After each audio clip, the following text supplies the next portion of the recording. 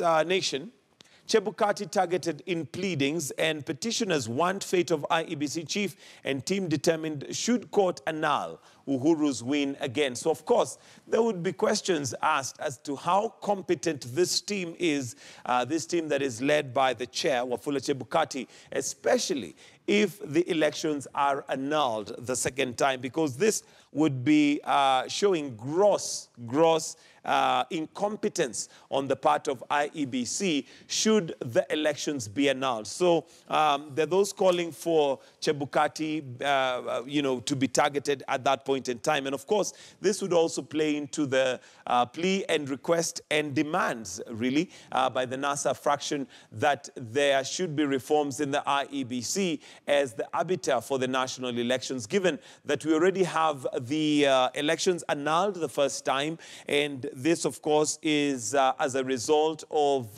there being anomalies that the Supreme Court felt were glaring and could not be ignored, and as a result meant we went back to the polls. Now, should the Supreme Court annul those elections again, then the IEBC definitely would be under a huge spotlight as to how competent they are.